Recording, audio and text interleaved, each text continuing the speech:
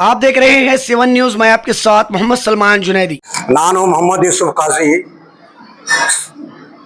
ಮಾಜಿ ಅಧ್ಯಕ್ಷರು ಜಮಾತ್ ಇಸ್ಲಾಮಿ ಬಿಜಾಪುರ ಮತ್ತು ನಾನು ರಿಟೈರ್ಡ್ ಎಕ್ಸಿಕ್ಯೂಟಿವ್ ಆಗಿದ್ದೇನೆ ನೀರಾವರಿ ಇಲಾಖೆಯಲ್ಲಿ. ಇವರು ಸಂದಾನಿ ಕಾಜಿ ಸಾಬ್ ರೇಷ್ಮೆ ಇಲಾಖೆ ಅಧಿಕಾರಿಯಾಗಿ ನಿವೃತ್ತರಾಗಿದ್ದಾರೆ ಮತ್ತು ಸಾನಿ ಅಧ್ಯಕ್ಷರಾಗಿದ್ದಾರೆ. ಇವರು ಮಹಬೂಬ್ ಅಲಿ ಬಲ್ಗಾನೂರ್ ನಿವೃತ್ತ ಪ್ರಿನ್ಸಿಪಾಲರು, ಸಿಂದಗಿ ಅಂಜುಮನ್ ಕಾಲೇಜಿನ ಪ್ರಿನ್ಸಿಪಾಲ್ ಆಗಿದ್ದರು ಮತ್ತು ಮಾಜಿ ಜಮಾತಿನ ಅಧ್ಯಕ್ಷರು ಆಗಿದ್ದಾರೆ. ಇವರು ಕೂಡ Nazir Ahmad Kazi retired executive engineer KEB ಮತ್ತು ಜಮಾತಿನ ಸದಸ್ಯರಾಗಿದ್ದಾರೆ. ಇವರು Abdul Rehman Nasir retired principal Anjuman degree college ಮತ್ತು ನಮ್ಮ ಜಿಲ್ಲೆಯ ಜಮಾತ್ ಇಸ್ಲಾಂ ಅಧ್ಯಕ್ಷರಾಗಿದ್ದಾರೆ, ಸಂಚಾಲಕರಾಗಿದ್ದಾರೆ. ಅವರು ಆಸಿಫ್ ಬೆಳೆ ಕುದ್ರಿ ಇಲ್ಕಲ್ದವರವರು, ಅವರು ನಿವೃತ್ತ ಇಂಜಿನಿಯರ್ ಆಗಿದ್ದಾರೆ. ಒಮಾನ್ದಲ್ಲಿ ದುಬೈದಲ್ಲಿ ಕೆಲಸ ಮಾಡಿ BE ಎಲೆಕ್ಟ್ರಿಕಲ್ ಅವರು ಕೂಡ ಈ ಜಮಾತಿನ ಸದಸ್ಯರಾಗಿದ್ದಾರೆ. ಎಲ್ಲ ರಹಮಾನ್ ರಹೀಂ. ಈ ಮಾಧ್ಯಮ ಗೋಷ್ಠಿಗೆ ಎಲ್ಲ ಮಾಧ್ಯಮ ಮಿತ್ರರಿಗೆ ಸ್ವಾಗತ ಹೇಳುತ್ತಾ, ನಮಗೆಲ್ಲ ಗೊತ್ತಿರುವಂತೆ ಪ್ರವಾದಿ ಮುಹಮ್ಮದ್ ಸಲ್ಲಲ್ಲಾಹು ಅಲೈಹಿ ವಸಲ್ಲಮರ ಜನ್ಮದಿನದ ಈ ಪ್ರಯುಕ್ತ ಈ ಮಾಧ್ಯಮ ಗೋಷ್ಠಿ ಇಲ್ಲಿ ಏರ್ಪಡಿಸಲಾಗಿದೆ. ಪ್ರವಾದಿ ಮುಹಮ್ಮದ್ ಸಲ್ಲಲ್ಲಾಹು ಅಲೈಹಿ ವಸಲ್ಲಮರು ಈ ಜಗತ್ತಿನಲ್ಲಿ ಯಾವ ಕ್ರಾಂತಿಯನ್ನು ಉಂಟು ಮಾಡಿದರು ಎಂಬ ಒಂದು ಪರಿಚಯ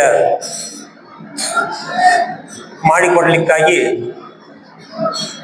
ಜಮಾತ್ ಇಸ್ಲಾಮಿ ಕರ್ನಾಟಕ ಘಟಕದಿಂದ ಈ ಒಂದು 12 ದಿವಸದ ಅಭಿಯಾನವನ್ನು ಆಚರಣೆ ಮಾಡಲಾಗ್ತಾ ಇದೆ. ಇಂದಿನ ನಮ್ಮ ದೇಶದ ವಾತಾವರಣದಲ್ಲಿ ಪರಸ್ಪರ ಅರಿತುಕೊಳ್ಳುವುದು, ಪರಸ್ಪರ ಧರ್ಮಗಳನ್ನು ಅರಿತುಕೊಳ್ಳುವುದು, ಪರಸ್ಪರ ಧರ್ಮಗಳ ಗುರುಗಳನ್ನು ಅರಿತುಕೊಳ್ಳುವುದು, ಅವರ ಸಂದೇಶಗಳನ್ನು ಅರಿತುಕೊಳ್ಳುವುದು ಬಹಳ ಪ್ರಮುಖವಾಗಿರ್ತಕ್ಕಂಥದ್ದು. ಯಾಕೆಂದರೆ ಧರ್ಮದ ಸಂದೇಶ, ಧರ್ಮದ ಗುರುಗಳ ಕುರಿತು ಸಾಕಷ್ಟು ತಪ್ಪು ಕಲ್ಪನೆಗಳನ್ನು ಹರಡಿಸಲಾಗ್ತಾ ಇದೆ ಮತ್ತು ಆ ಹಿನ್ನೆಲೆಯಲ್ಲಿ ಸಂಕುಚಿತ ಮನೋಭಾವವನ್ನು ಉಂಟು ಮಾಡಿ ದ್ವೇಷದ ವಾತಾವರಣ ನಿರ್ಮಾಣ ಮಾಡುವಂಥದ್ದು ಕೂಡ ಒಂದು ಸಂಚು ಸಮಾಜದಲ್ಲಿ ನಾವು ಕಾಣ್ತಾ ಇದ್ದೇವೆ. ಇಂಥ ಸಂದರ್ಭದಲ್ಲಿ ಬೇರೆ ಬೇರೆ ಧರ್ಮ ಬೋಧಕರ ಜೀವನ ಮತ್ತು ಸಂದೇಶದ ಕುರಿತು ಇಲ್ಲಿರ್ತಕ್ಕಂಥ ಎಲ್ಲ ಜನ ಸಮುದಾಯಗಳನ್ನು ಅರಿತುಕೊಳ್ಳುವುದು ಬಹಳ ಮುಖ್ಯವಾಗಿರ್ತಕ್ಕಂಥದ್ದು. ಈ ಹಿನ್ನೆಲೆಯಲ್ಲಿ ಪ್ರವಾದಿ ಮುಹಮ್ಮದ್ ಸಲ್ಲಲ್ಲಾಹು ಅಲೈಹಿ ವಸಲ್ಲಮರು ಯಾವ ಸಂದೇಶವನ್ನು ಈ ಜಗತ್ತಿಗೆ ನೀಡಿದರು, ಯಾವ ಬದಲಾವಣೆಗಳನ್ನು ಅವರು ತಂದರು, ಅವರ ಸಂದೇಶದಲ್ಲಿ ಮನುಷ್ಯ ಕುಲಕ್ಕೆ ಎಂಥ ಪ್ರಾಯೋಗಿಕವಾಗಿರ್ತಕ್ಕಂಥ ಒಂದು ಸಂದೇಶ ಇದೆ ಮತ್ತು ಅದನ್ನು ಅಳವಡಿಸಿಕೊಂಡರೆ ಸಮಾಜದಲ್ಲಿ ನ್ಯಾಯ, ಶಾಂತಿ, ಸಮೃದ್ಧಿ ಉಂಟಾಗ್ತಾ ಇದೆ ಎಂಬ ಪರಿಚಯ ಮಾಡಿಕೊಳ್ಳುವುದು ಮತ್ತು ಮಾಡಿಸುವುದು ಬಹಳ ಮುಖ್ಯವಾಗಿರ್ತಕ್ಕಂಥದ್ದು. ಆದ್ದರಿಂದ ಪ್ರವಾದಿ ಮುಹಮ್ಮದ್ ಸಲ್ಲಲ್ಲಾಹು ಅಲೈಹಿ ವಸಲ್ಲಮರ ಈ ಜನ್ಮದಿನದ ಈ ತಿಂಗಳಲ್ಲಿ ಮುಸ್ಲಿಂ ಸಮಾಜದ ಬೇರೆ ಬೇರೆ ಪಂಗಡಗಳು ಬೇರೆ ಬೇರೆ ರೀತಿಯಲ್ಲಿ ಇದನ್ನು ಆಚರಿಸ್ತಾ ಇದ್ದಾರೆ. ಜಮಾತ್ ಇಸ್ಲಾಮಿ ಬಹಳ ಮೌಲಿಕವಾಗಿರ್ತಕ್ಕಂಥ ಒಂದು ಪ್ರವಾದಿ ಅವರ ಜೀವನ ಮತ್ತು ಸಂದೇಶವನ್ನು ತಿಳಿಸುವಂತಹ ಕಾರ್ಯ ತನ್ನ ಸ್ಥಾಪನೆಯ ದಿನದಿಂದಲೇ ಅದು ಮಾಡುತ್ತಾ ಬಂದಿದೆ. ಪ್ರತಿ ವರ್ಷ ಪ್ರವಾದಿ ಮುಹಮ್ಮದ್ ಸಲ್ಲಲ್ಲಾಹು ಅಲೈಹಿ ವಸಲ್ಲಮರ ಜೀವನ ಮತ್ತು ಸಂದೇಶದ ಕುರಿತು ಇಂಥ ಅಭಿಯಾನಗಳನ್ನು ನಾವು ಮಾಡುತ್ತಾ ಬಂದಿದ್ದೇವೆ. ಈ ಸಲವೂ ಕೂಡ ಪ್ರವಾದಿ ಮುಹಮ್ಮದರು ಕ್ರಾಂತಿಯ ಜ್ಯೋತಿ ಎಂಬ ಒಂದು ಶೀರ್ಷಿಕೆ ಅಡಿಯಲ್ಲಿ ಈ ಒಂದು ಅಭಿಯಾನ ನಾವು ಮಾಡ್ತಾ ಇದ್ದೇವೆ. ಇವತ್ತು ನಮ್ಮ ದೇಶ, ನಮ್ಮ ಸಮಾಜ ಹಲವಾರು ಸಮಸ್ಯೆಗಳಿಂದ ಬಳಲ್ತಾ ಇದೆ. ಅದು ಜಾತಿಯ ಸಮಸ್ಯೆ ಇರ್ಬೋದು, ಕೋಮವಾದದ ಸಮಸ್ಯೆ ಇರ್ಬೋದು, ಅದು ಆರ್ಥಿಕ ಸಮಸ್ಯೆಗಳು ಇರ್ಬೋದು, ಸಾಮಾಜಿಕ ಸಮಸ್ಯೆಗಳು ಇರ್ಬೋದು, ಅದು ರಾಜಕೀಯ ಸಮಸ್ಯೆಗಳು ಇರ್ಬೋದು. ಈ ಎಲ್ಲ ಸಮಸ್ಯೆಗಳಿಗೆ ಪ್ರವಾದಿ ಮುಹಮ್ಮದರ ಜೀವನ ಮತ್ತು ಸಂದೇಶದಲ್ಲಿ ಎಂಥ ಪ್ರಾಯೋಗಿಕತೆ ಇದೆ ಎಂಬುದರ ಕುರಿತು ಪರಿಚಯ ಮಾಡುವಂತಹ ಕಾರ್ಯ ಜಮಾತ್ ಇಸ್ಲಾಮಿ ಮಾಡ್ತಾ ಇದೆ. ಯಾಕಂದ್ರೆ ಈ ಸಮಸ್ಯೆಗಳ ಪರಿಹಾರವಿಲ್ಲದೆ ದೇಶ ಮತ್ತು ಸಮಾಜದಲ್ಲಿ ಶಾಂತಿ ಸ್ಥಾಪನೆ ಆಗಲಿಕ್ಕೆ ಸಾಧ್ಯ ಇಲ್ಲ, ದೇಶ ಮತ್ತು ಸಮಾಜ ಸಮೃದ್ಧಿಗೊಳ್ಳಲಿಕ್ಕೆ ಸಾಧ್ಯ ಇಲ್ಲ.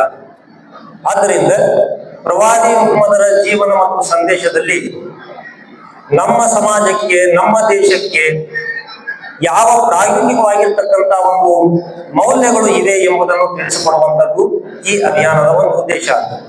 ಯಾಕಂದ್ರೆ ಇವತ್ತು ಸಮಾಜದಲ್ಲಿ ದ್ವೇಷ ನಾವು ಕಾಣ್ತಾ ಇದ್ದೇವೆ, ಇವತ್ತು ಸಮಾಜದಲ್ಲಿ ಅಭದ್ರತೆಯನ್ನು ನಾವು ಕಾಣ್ತಾ ಇದ್ದೇವೆ, ಸಮಾಜದಲ್ಲಿ ಪರಸ್ಪರ ಅಪನಂಬಿಕೆಗಳನ್ನು ಕಾಣ್ತಾ ಇದ್ದೇವೆ.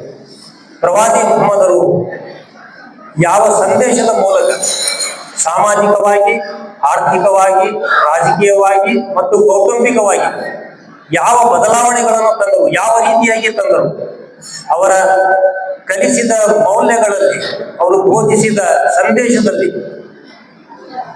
ಸಮಾಜವನ್ನು ಪರಿವರ್ತನೆ ಮಾಡುವಂತ ಯಾವ ಒಂದು ಮಾತುಗಳಿವೆ ಎಂಬುದನ್ನು ತಿಳಿದುಕೊಳ್ಳುವುದು ಬಹಳ ಮುಖ್ಯವಾಗಿರ್ತಕ್ಕಂಥದ್ದು. ಆದ್ದರಿಂದ ಆ ಒಂದು ಸಂದೇಶ ನಾವು ಕನ್ನಡ ನಾಡಿನ ಪ್ರತಿಯೊಬ್ಬ ವ್ಯಕ್ತಿಗೆ ಮುಟ್ಟಿಸುವಂತ ಕೆಲಸ ಈ ಅಭಿಯಾನದ ಅಡಿಯಲ್ಲಿ ನಾವು ಮಾಡ್ತಾ ಇದ್ದೇವೆ. ಆದ್ದರಿಂದ ಈ ಒಂದು ಅಭಿಯಾನ ಈ ಆಗಸ್ಟ್ 26ರಿಂದ ಸೆಪ್ಟೆಂಬರ್ 9ರವರೆಗೆ ಸತತವಾಗಿ ನಾವು ಈ ಒಂದು ಕರ್ನಾಟಕದಾದ್ಯಂತ ಆಚರಣೆ ಮಾಡ್ತಾ ಇದ್ದೇವೆ. ಬಿಜಾಪುರ ನಗರದ ಜಮಾತ್ ಇಸ್ಲಾಮಿ ಬಿಜಾಪುರ ಶಾಖೆ ಹಲವಾರು ಕಾರ್ಯಕ್ರಮಗಳ ಮೂಲಕ ಆ ಕಾರ್ಯಕ್ರಮಗಳ ವಿಸ್ತಾರವಾಗಿರ್ತಕ್ಕಂಥ ವಿವರಣೆ ನಮ್ಮ ಹಿರಿಯರಾಗಿರ್ತಕ್ಕಂಥ ಮೊಹಮ್ಮದ್ ಯೂಸುಫ್ ಕಾಜಿ ಅವರ ತಮ್ಮ ಮುಂದೆ ಹೇಳ್ತಾ ಇದ್ದಾರೆ. ಈ ಬಿಜಾಪುರ ನಗರದ ಪ್ರತಿಯೊಬ್ಬ ವ್ಯಕ್ತಿಗೆ ನಾವು ಪ್ರವಾದಿ ಮುಹಮ್ಮದರ ಜೀವನ ಮತ್ತು ಅವರ ಸಂದೇಶವನ್ನು ತಿಳಿಸಿಕೊಳ್ಳಲಿಕ್ಕೆ ನಾವು ಪ್ರಯತ್ನ ಮಾಡ್ತಾ ಇದ್ದೇವೆ.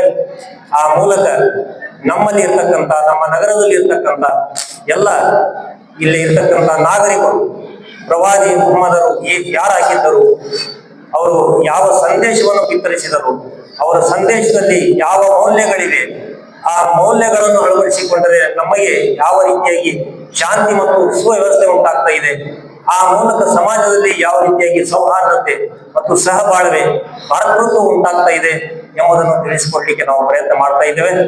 ಆ ಒಂದು ಹಿನ್ನೆಲೆಯಲ್ಲಿ ತಮಗೆಲ್ಲರಿಗೆ ನಾನು ವಿನಂತಿ ಮಾಡಿಕೊಳ್ತಾ ಇದ್ದೇನೆ, ನಮ್ಮ ಈ ಸಂದೇಶವನ್ನು ತಮ್ಮ ಮಾಧ್ಯಮದ ಮೂಲಕ ಇಲ್ಲಿರ್ತಕ್ಕಂಥ ಎಲ್ಲ ನಾಗರಿಕರಿಗೆ ಮುಟ್ಟಿಸುವಂತ ನಾವು ಕಾರ್ಯ ಮಾಡಬೇಕೆಂದು ತಮ್ಮಲ್ಲಿ ವಿನಂತಿಸಿಕೊಳ್ತಾ ನನ್ನ ಮಾತುಗಳನ್ನು ಮುಗಿಸ್ತಾ ಇದ್ದೇನೆ. ವಾಕಿರುದ್ದಾವ ನನಗೆ ತುಂಬಿದ್ದಾಯಿತು. ಇಡೀ ವಿಶ್ವದ ಸೃಷ್ಟಿಕರ್ತನಾದ ಅಲ್ಲಾಹನಿಗೆ ಅನಂತ ವಂದನೆಗಳು. ಈ ಪತ್ರಿಕೋಷ್ಠಿಗೆ ಆಗಮಿಸಿದಂಥ ಎಲ್ಲ ಪತ್ರಕರ್ತರೇ, ವರದಿಗಾರರೇ ಮತ್ತು ವೇದಿಕೆ ಮೇಲಿರುವಂತಹ ಜಮಾತ್ ಇಸ್ಲಾಮಿನ ಎಲ್ಲ ಹೊಣೆಗಾರರೇ ಮತ್ತು ಯಾವತ್ತೂ ದೇಶ ಬಾಂಧವರೇ, ತಮ್ಮೆಲ್ಲರಿಗೂ ಇಸ್ಲಾಮಿನ ಶಿಷ್ಟಾಚಾರದ ಪ್ರಕಾರ ಅಸ್ಲಾಂ. ಅಂದರೆ ಆ ಸೃಷ್ಟಿಕರಿಂದ ನಿಮ್ಮೆಲ್ಲರಿಗೆ, ನನಗೆ ಶಾಂತಿ ನೆಮ್ಮದಿ ಸಿಗಲಿ ಅಂತ ನಾನು ಹಾರೈಸುತ್ತೇನೆ. ಆತ್ಮೀಯ ದೇಶ ಬಾಂಧವರೇ, ಇದು ಪೈಗಂಬರ ಸೀರತದ ಬಗ್ಗೆ ಅಭಿಯಾನದ ಪತ್ರಿಕೋಷ್ಠಿ ಕಾರ್ಯಕ್ರಮ ಆಗಿದೆ. ಇಲ್ಲಿ ಬಂದಂತಹ ಎಲ್ಲ ಪತ್ರಕರ್ತರಿಗೆ, ವರದಿಗಾರರಿಗೆ ನಾನು ಸುಸ್ವಾಗತವನ್ನು ಬಯಸುತ್ತೇನೆ. ಮೊಟ್ಟ ಮೊದಲನೇದಾಗಿ ನಾನು ಹೇಳಬೇಕಂದ್ರೆ, ಇದು ಯಾವುದೇ ಧರ್ಮದ ಪ್ರಚಾರ ಅಲ್ಲ. ಪೈಗಂಬರರ ಸಂದೇಶ ಇಡೀ ಮಾನವ ಕೋಟಿಗೆ ಸಂದೇಶವಾಗಿದೆ. ಅವರು ಇಡೀ ಮಾನವ ಕೋಟಿಗೆ ಮಾರ್ಗದರ್ಶನರಾಗಿದ್ದರು. ಒಬ್ಬ ತಂದೆ, ಒಬ್ಬ ತಾಯಿ, ಮಕ್ಕಳು ಎಲ್ಲ ಮಾನವರು, ಎಲ್ಲರೂ ಸಹೋದರರು ಮತ್ತು ಸಹೋದರಿಯರು ಎಂಬ ಒಂದು ವಾಸ್ತವಾಂಶವನ್ನು ಪೈಗಂಬರರು ಸಾರಿ ಹೇಳಿದ್ದಾರೆ. ಸುಮಾರು 1400 ವರ್ಷಗಳ ಹಿಂದೆ ಅಲ್ಲಿ ವಾತಾವರಣ ಹೇಗಿತ್ತು? ಅಲ್ಲಿ ಅಸಮಾನತೆ ಇತ್ತು, ಹಿಂಸೆ, ಅನೈತಿಕತೆ, ಶೋಷಣೆ, ದಬ್ಬಾಳಿಕೆ, ವ್ಯಭಿಚಾರ, ಸೆರೆ ಎಲ್ಲ ಕಡಕಗಳು ಅಲ್ಲಿ ಮನೆ ಮಾಡಿದ್ದವು. ಅಂತ ಸಂದರ್ಭದಲ್ಲಿ ಪ್ರವಾದಿಯವರು ಜನರಿಗೆ ಕೊಟ್ಟಂತ ಸಂದೇಶ ಅಂದರೆ ಹೃದಯದ ಶುದ್ಧೀಕರಣ. ಮನುಷ್ಯನ ಹೃದಯದ ಶುದ್ಧೀಕರಣವಾದರೆ ಯಾವುದೇ ಕೆಟ್ಟ ಕೆಲಸ ಮಾಡಲಿಕ್ಕೆ ಅವನಿಗೆ ಸಾಧ್ಯವಿಲ್ಲ. ಮತ್ತು ಅವರ ಈ ಸಂದೇಶ ಕೇವಲ ಜೀವನದ ಒಂದು ಕ್ಷೇತ್ರಕ್ಕೆ ಮೀಸಲಾಗಿಲ್ಲ. ಜೀವನದ ಎಲ್ಲ ಕ್ಷೇತ್ರಗಳಲ್ಲಿ, ಅವನ ವೈಯಕ್ತಿಕ ಜೀವನವಾಗಲಿ, ಅವನ ಕೌಟುಂಬಿಕ ಜೀವನವಾಗಲಿ, ಅವನ ಸಾಮಾಜಿಕ ಜೀವನವಾಗಲಿ, ಅವನ ಆರ್ಥಿಕ ಜೀವನವಾಗಲಿ, ಅವನ ರಾಜಕೀಯ ಜೀವನವಾಗಲಿ, ಎಲ್ಲ ಜೀವನದಲ್ಲಿಯೂ ಕೂಡ ಅವರು ಮಾರ್ಗದರ್ಶನವನ್ನು ನೀಡಿದ್ದಾರೆ. ನಾನೊಬ್ಬ ಮುಸಲ್ಮಾನಾಗಿ ಪೈಗಂಬರ ಬಗ್ಗೆ ಒಳ್ಳೆಯ ಮಾತನ್ನು ಹೇಳ್ತಾ ಇದ್ದೇನೆ.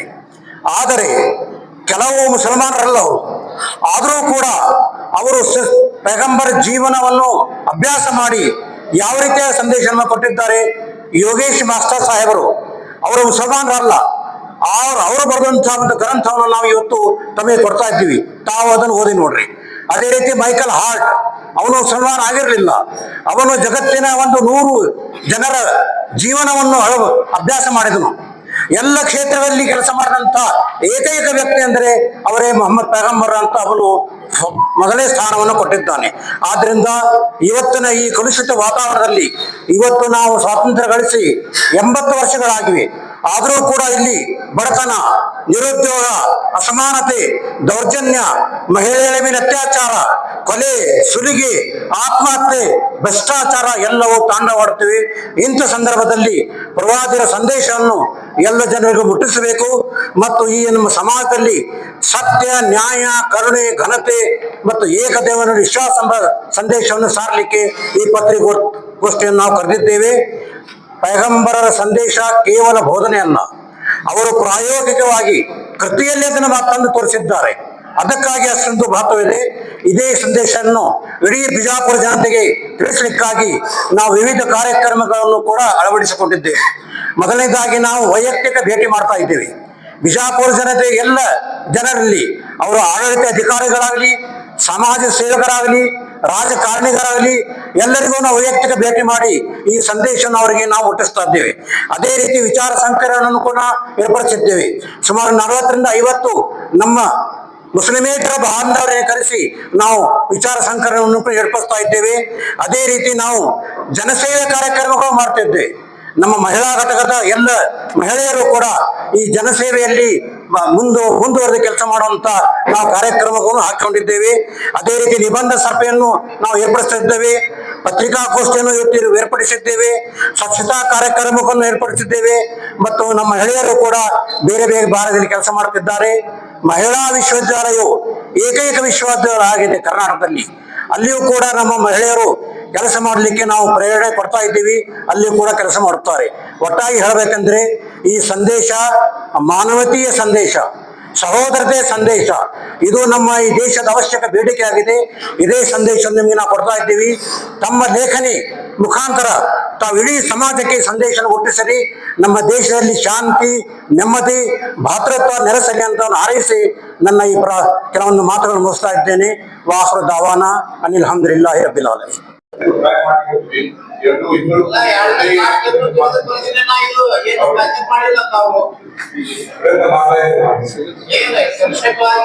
ಸಾರ್ವಜನಿಕ ಕಾರ್ಯಕ್ರಮಗಳು ಇಲ್ಲ, ಆದ್ರೆ ಭೇಟಿ ಆಗುವಂಥದ್ದು ಬೇರೆ ಬೇರೆ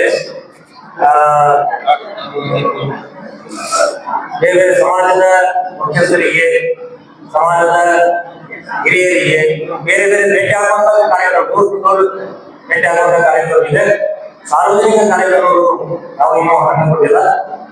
ಒಂದು ಮಾತ್ರ ಇದರ ಒಂದು ಉದ್ಘಾಟನಾ ಕಾರ್ಯಕ್ರಮ ಅಂತೇಳಿ ನಮ್ಮ ಮುಸ್ಲಿಂ ಸಮಾಜದಲ್ಲಿ ಒಂದು ಕಾರ್ಯಕ್ರಮ ನಾವು ಮಾಡ್ತಿದ್ದೇವೆ. 28 ಸರ್, ಈಗ ಪ್ರವಾದಿ ಮೊಹಮ್ಮದ್ ಶಾಂತಿ ಹೋದರು, ಆದ್ರೆ ನೀವು ಕ್ರಾಂತಿಯ ಜ್ಯೋತಿ ಅನ್ನುವಂಥದ್ದು ಅಂದ್ರೆ ಇದು ಒಂಥರ ವಿಶೇಷವಾಗಿ ಮಾಡ್ತಾ ಇದ್ದೀವಿ. ಕ್ರಾಂತಿ ಅಂದ್ರೆ ಅದು ರಕ್ತ ಕ್ರಾಂತಿ ಅಂತಲ್ಲ, ಬದಲಾವಣೆಯ ಒಂದು ಅರ್ಥದಲ್ಲಿ ನಾವು ಮಾಡ್ತಾ ಯಾವ ರೀತಿಯಾಗಿ ಅವರು ಮನ ಪರಿವರ್ತನೆಯೊಂದಿಗೆ ಸಮಾಜದಲ್ಲಿ ಪರಿವರ್ತನೆ ತಂದು ಅವರೆಲ್ಲ ನಾವು ಜೀವನ ಚರಿತ್ರೆ ಗೊತ್ತಾಗ್ತದೆ. ಅದು ಬಹಳ ಅದ್ಭುತ. ಸುಮಾರು 23 ವರ್ಷಗಳಲ್ಲಿಯೇ ಎಲ್ಲ छप दैनिक ಈ ಒಂದು ये दैनिक लेने ನಾವು गए ಕ್ರಾಂತಿ ಮಾಡುವುದನ್ನು ಇದು ಮಾಡಿದ್ದೀವಿ. ಆ ಕ್ರಾಂತಿಯ ಬೆಳಕಿನಲ್ಲಿ ನಾವು ಈ ಸಮಾಜದಲ್ಲಿ ಕೂಡ ये कितना बहुत इम्पोर्टेंट है बोलते हैं